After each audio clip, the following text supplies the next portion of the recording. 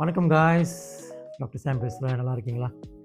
So இன்றைக்கி என்ன பற்றி பேச போகிறோம்னா ஆஹ், சின்ன டாக் வாக்கிங். அதாவது வீட்டில் என்கிட்ட ஒருத்தவங்க கேட்டாங்க, நான் ஷிட்ஸு வச்சுருக்கேனே. இப்போ நான் ஷிட்ஸு வச்சுருந்தா கூட டெய்லி ஒன் ஹவர் வாக்கிங் கொண்டு போகணுமான்னு கேட்டாங்க. நேற்று நான் ஒரு வீடியோ போட்டிருந்தேன். இந்த மாதிரி 2 வாரத்துக்கு நீங்கள் ஒரு டாக் டெய்லி ஒரு 1 ஹவர் ஸ்பெண்ட் பண்ணி நீங்கள் வாக்கிங் கொண்டு போனீங்கன்னா உங்கள் டாக் 70% ஒன்றும் ரிலாக்ஸ் ஆகிடும். அவங்க உங்கள் பேச்சு கேட்பாங்கன்னு ஒரு வீடியோ போட்டிருந்தேன்ல. ஸோ அவங்க கேட்டாங்க, வீட்டுக்குள்ளே இருக்கிற நாய் ஷிட்ஸு நான் வச்சுருக்கேனே, ஸோ அது எப்படிண்ணே? அதுவும் 1 ஹவர் வாக்கிங் கொண்டு வெளியே போனது இல்லைண்ணே, பயமாக இருக்குண்ணே, உனி ஏறிடும், அதெல்லாம் சொல்லிக்கிட்டு இருந்தேங்க இல்லையா? Okay okay. ஸோ சாரி, மசியில் பற்றிக்கிட்டுனா. ஸோ இந்த மாதிரி சின்ன டாக் பார்த்தீங்க, இந்த மாதிரி சின்ன டாக்கா. ஸோ இந்த மாதிரி சின்ன டாக் இருந்துச்சுன்னா எப்படி வீட்டுக்குள்ளே தான் இருக்குண்ணா, அதுங்க பாட்டு ஓடி விளாண்டுக்கிட்டு இருக்குங்க. ஓடி விளாண்டு ஓஞ்சிருதுங்க, உட்காந்துருதுங்க. ஸோ ஓகே தானே. அப்போ நான் கேட்டேன், அப்போ வீட்டில் ஒழுங்காக இருக்கா, பேசாமல் இருக்குங்களா, சேட்டை பண்ணுதுங்களா? ஆமாண்ணா, அங்கே பாயுதுங்க இங்கே பாயுதுங்க, கண்டதெல்லாம் கடிச்சு வச்சுருதுங்க, டாய்லெட்லாம் எல்லா இடத்துலையும் போயிடுதுங்க. நாங்கள் டைப்பர்ஸ் போட்டு விட்ருவோம், பெம்பர்ஸ் போட்டு விட்ருவோம். ஸோ இவளை நீங்கள் பார்த்தீங்கன்னா, எனக்கு 3 சின்ன டாக் வச்சுருக்கேன். அதுங்களை டெய்லி காலையில் ஒரு 1/2 மணி நேரம், சாயங்காலம் ஒரு 1/2 மணி நேரம் மினிமம் நான் கொண்டு போயிடுவேன். எனக்கு அவங்க ரொம்ப எனர்ஜி இருக்குது, ரொம்ப டயர்டாக, ரொம்ப ஆடிக்கிட்டு ஆர்ப்பாட்டம் பண்ணியிருந்தாங்களா, ஒரு 45 நிமிஷம் நான் கொண்டு போவேன். சரிங்களா? ஸோ உங்களுக்கு சின்ன டாக் இருக்கோ இல்லை பெரிய டாக் இருக்கோ, நீங்கள் ஒன்றே ஞாபகம் வச்சுக்கணும், உங்களுக்கு ஒரு டாக் இருக்குது, ஒரு நாய் இருக்குது. பொதுவாக நீங்கள் பார்த்தீங்கன்னா, என் அனுபவத்தில் சொல்கிறேன், இந்த ஒரு 10 வருஷமாக ஒரு 10,000 டாக்ஸ்க்கு நான் வேலை செஞ்சுருக்கேன். என்னோடய கையில் உள்ள கடிலாம் நீங்கள் பார்த்தீங்கன்னா, ஒரு நாள் நீங்கள் பார்த்தீங்களா, எங்கேயாச்சும் மீட் பண்ணிங்களா, காமிக்க சொல்லுங்கள், நான் காமிக்கிறேன் கடிலாம். அதில் 70%, 80% கடி எல்லாமே இந்த மாதிரி சின்ன டாக்ல தான் வருது.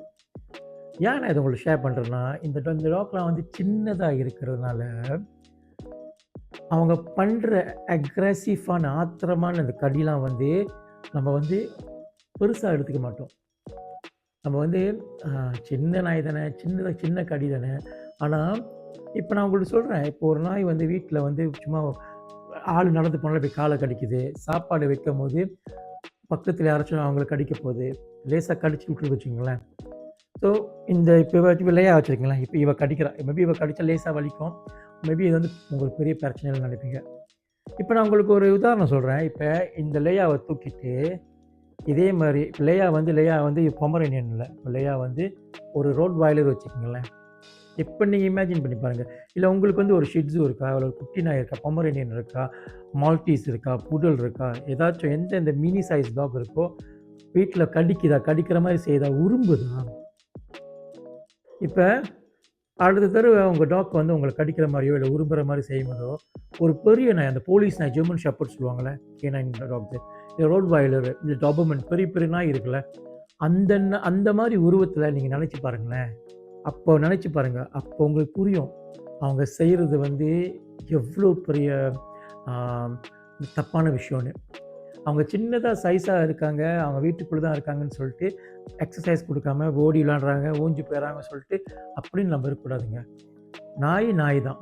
ஸோ காய்ஸ், வெளியே கொண்டு போகும்போது என்ன நீங்கள் எச்சரிக்கையாக இருக்கணும்னா, இப்போ நாய் எப்பவுமே வீட்டுக்குள்ளேயே வச்சு பழகிட்டிங்கன்னா, வாக்கிங் கொண்டு போகும்போது எலக்ட்ரிக் போல்ஸ் இருக்குல்ல, தியாங்க இருக்குல்ல, அங்கெல்லாம் சைட்டு கொண்டு போகாதீங்க. புல்லு சைட்லாம் முடிஞ்சதுக்கு ரொம்ப குறைவாக கொண்டு போங்க. ஏன் தெரியுமா?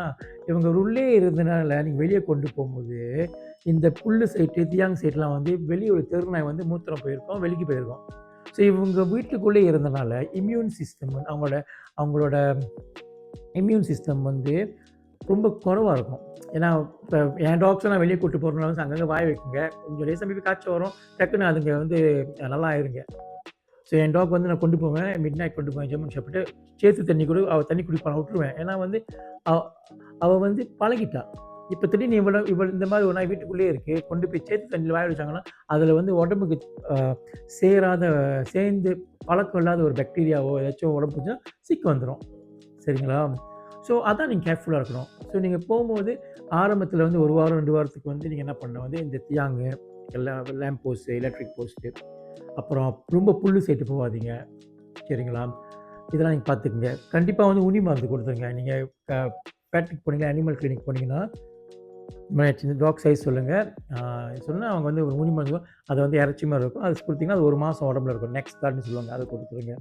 முனி மருந்து கொடுத்துருங்க. அப்புறம் வந்து நாக்குப்பூச்சி மருந்து கொடுத்துருங்க. இது 2ம் கொடுத்துட்டிங்கன்னா டாக் வந்து ஃபுல்லாக தடுப்பூசி வேக்சினேஷன் போட்டுருந்துச்சுன்னா நீங்கள் தாராளமாக வெளியே கொண்டு போகலாம். புரியுதா கைஸ்? ஓகே. உங்கள் டாக் ஹெல்த்தியாக இருந்துச்சுன்னா கண்டிப்பாக நீங்கள் வாக்கிங் கொண்டு போகணும் கைஸ். அவங்க ரொம்ப சந்தோஷமாக இருப்பாங்க.